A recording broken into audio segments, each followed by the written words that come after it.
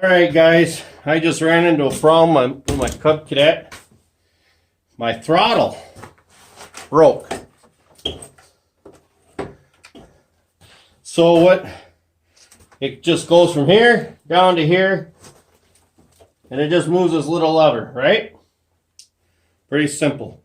But here's the thing. This thing right here costs $27. Just this cord to here. $27 if you got to buy that thing new. I'm going to tell you a little trick. Now, this thing, if you don't know how one of these things work, it's just a sleeve. This wire here, right here, let's see how well it'll zoom in on that. Right there, okay? It's like a heavy fencing wire. This just goes in and out of a sleeve. Now, what I think would happen to mine got some water in here, and this end here froze up. And when I jumped on here in the morning, without thinking, I cranked that thing up to choke, and I'm guessing that's what broke. It broke in here, inside my lever. So what I ended up doing, I called them up and said, hey, I need a new throttle. Well, that's $27. And it's going to take you a week to get it. Now, I live in northern Wisconsin. And man, I don't know who ordered this snow, but the stuff ain't stopping. I don't have a week to wait. And I'm definitely not going to shovel 9 inches at a time. Because if it's not snowing,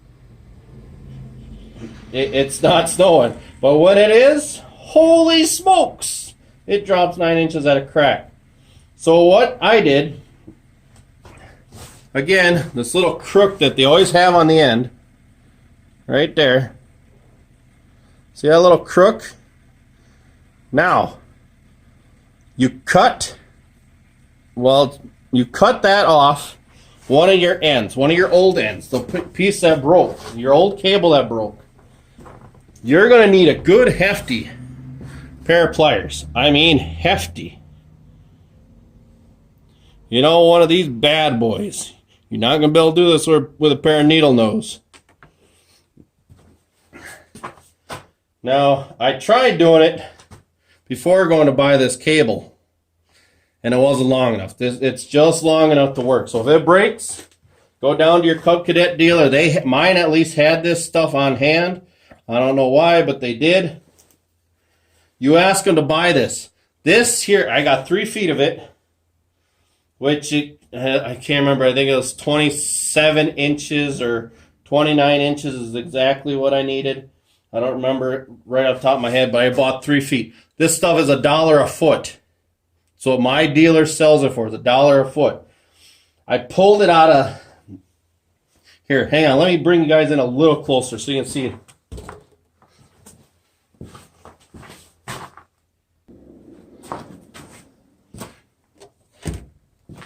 So this wire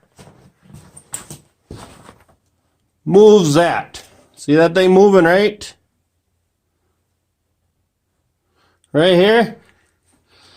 So that's high throttle, that's choke, that's low throttle, okay? So there's high throttle again. We'll put it back on low throttle. But that cable goes in and out of this sleeve. You can see that. So I cut it with bare side cutters, snipped it off right there. Went to the other end, pulled it all the way out. Now, like I said, I went and bought some of this wire. Same stuff. It's the same exact stuff. Actually, I think this is the stuff I bought is a little heavier duty. So hopefully it won't break as easy. And now it comes in a spool off of them. So you got to kind of straighten it out before you go sticking it in through your sleeve. So, because obviously this is pretty straight. So you got to get this one pretty straight. It comes in a coil, you know, all wound up like that.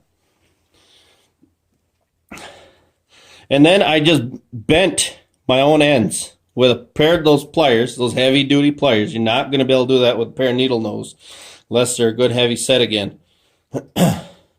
I bent it up on my throttle end first, hooked it in there, and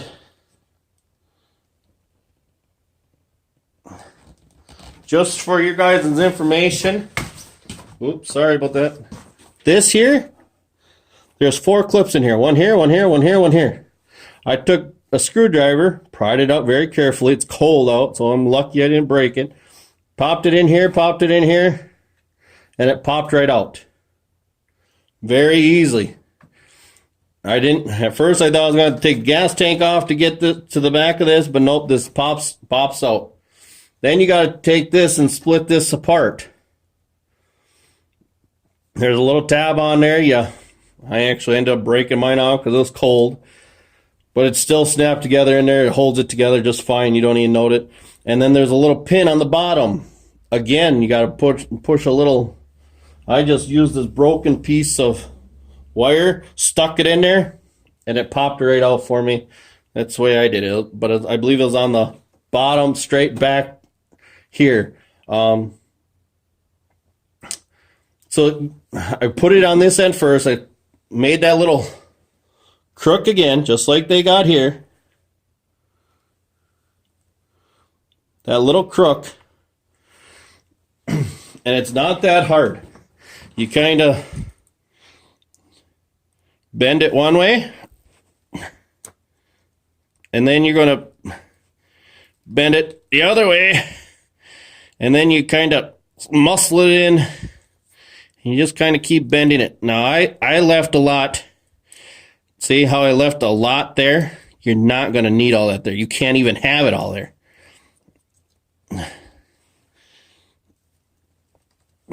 Just like that. Then you take this, snip that off, and there's your little crook. Okay?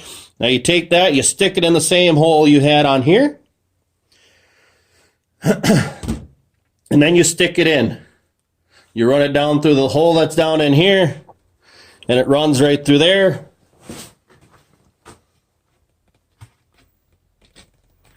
And then you got, I had probably an extra 8 to 10 inches here that I had sitting here, but it's one of those things, you just got to buy a little extra.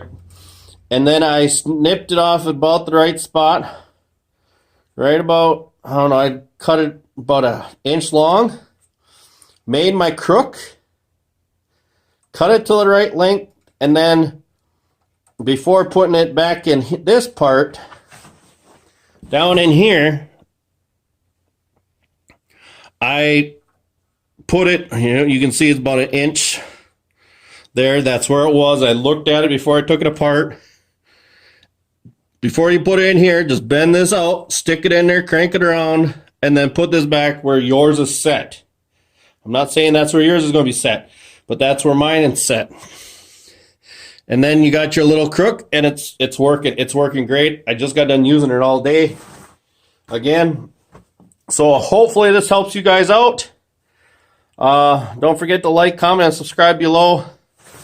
If you know someone that maybe has a Cub Cadet, share this video with them, because I guarantee it's going to break, and hopefully it's not the handle that breaks. It's just that this stuff that they factory put in there is a little thinner than that.